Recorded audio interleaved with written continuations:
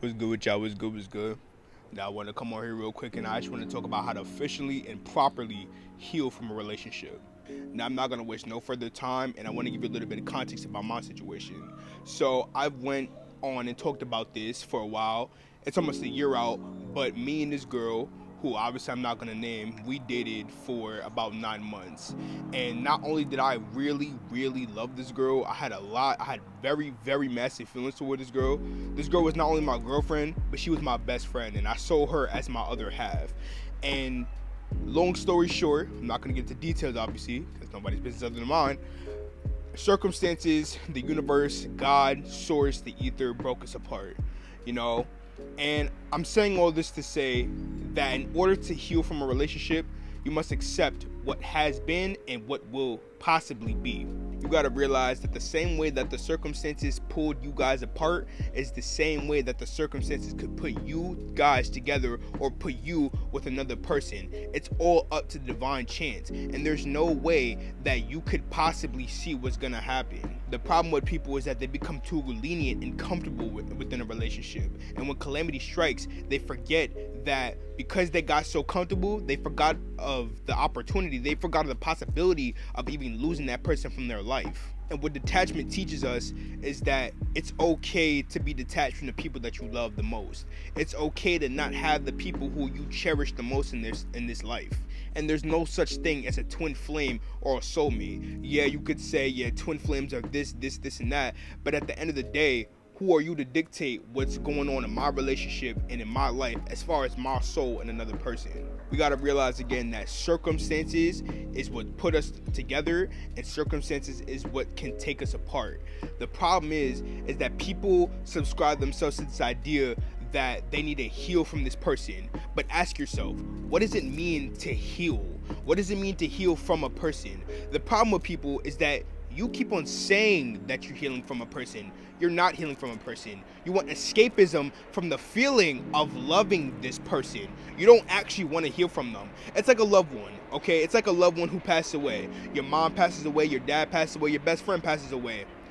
You don't move on from them. There's no such thing as moving on from somebody in a relationship. You don't move on from the passing of your mom or dad. You simply accept who they were, who they are, where it's gotten you, and you move on to bigger and better things. You don't stop loving a person. You don't stop loving your mom as soon as she dies. You don't stop loving your mom 5 to 10 years after she dies. There's always gonna be that little part of you that loves her, loves every single experience you've had with her, good and bad. You're gonna love all of her teachings. You're gonna love all of her, all of the bad things that happens, because you know internally that all of those little steps got you to where you are today. You don't stop loving from them. You don't heal from your mom the same way that you don't heal from a relationship. You don't want to heal, you want to escape. There's a difference between escapism and healing.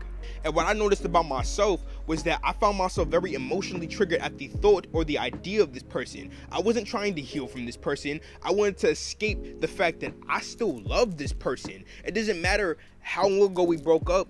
I wanted to myself escape the feeling of loving this person and not being able to express said love to this person.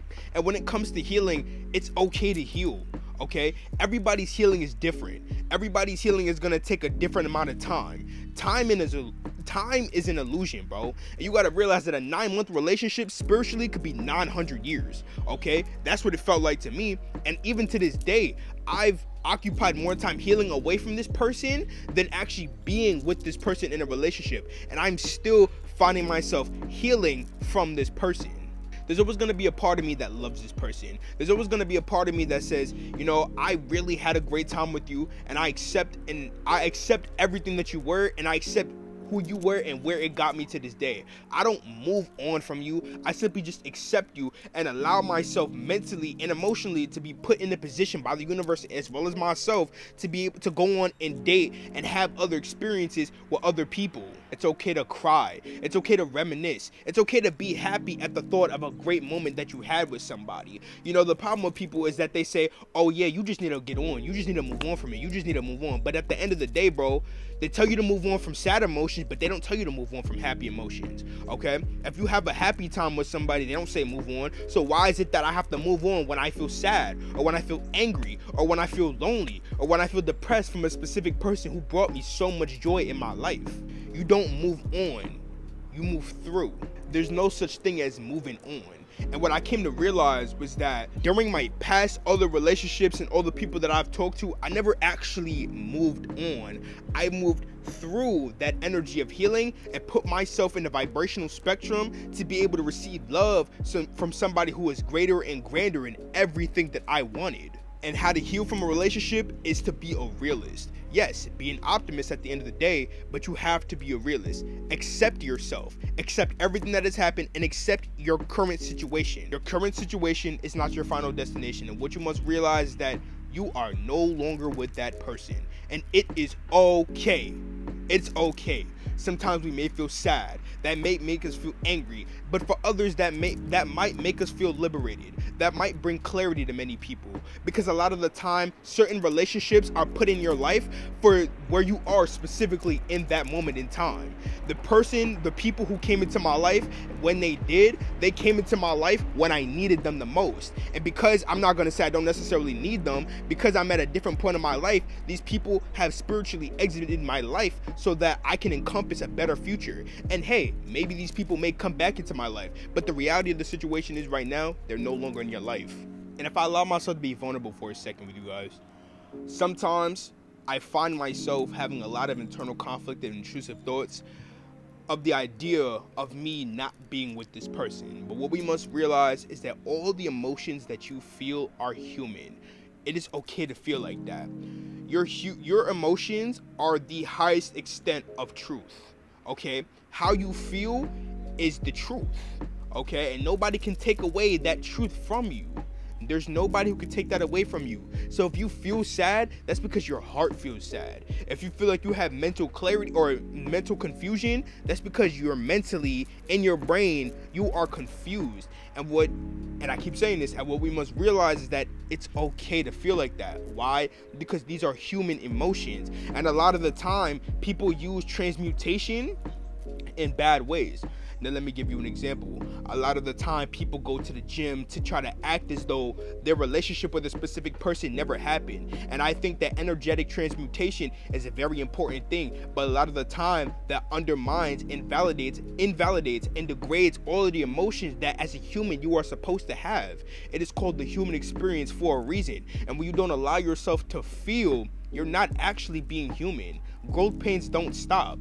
To get into the mind, your mind creates a reality projected through your eyes that is filtered through your belief systems, your emotions, and how you carry yourself on a day-to-day basis. And if you don't allow yourself to be a human, aka experience those energies and emotions, you're not actually living. You're simply just surviving and existing. Self-love is allowing yourself to be sad. Self-love is allowing yourself to sit in your room and be lonely for the sake of a connection with yourself. That's self-love. And what the 11 months that I've not been with this person has taught me is that it's okay to be sad sometimes, bro. It's okay to move on and to accept what was. The goal of this life is to accept all and reject none. And there's no such thing as not healing or not being productive. There's no such thing as, not being high vibrational, because at the end of the day, you were supposed to feel the way that you feel. Your healing may be a year. Your healing may be 20 years. Your healing may be 5 months or even 5 days. It doesn't matter. Your healing is your healing. Your journey is your journey, and nobody can take that away from you. But at the end of the day, as an optimist, you are supposed to keep your head held up high, knowing that whatever is coming next, even if it is from the same exact person, but mentally as a different person, that is going to be more suitable for you in your God-given natural success. As Buddhism teaches us, attachment is the root to all suffering. And when you finally allow yourself to let go, accept, heal, and move through, not move on, move through, then you can finally, and I mean finally, be free. It may not be what you necessarily want, but it's what you need for your development, for your success, for your growth, for your journey. Did I want to break up with this person? No, I did not. Do I still want to be with this person to some extent?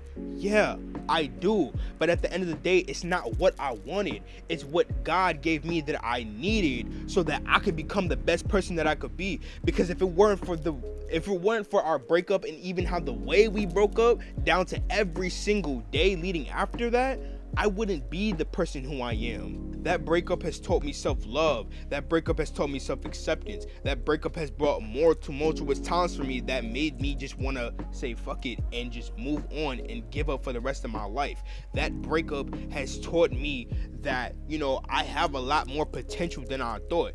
This breakup has propelled me in situations in my life that if I was with her, I'm not necessarily saying she would have held me back, but I definitely would not have tapped into that part of myself if I was still with her. And there's one more thing that I could say. I wouldn't trade the amount of spiritual advancement and mental clarity and just growth, evolution, and change. I wouldn't change that for anything. I don't regret our breakup.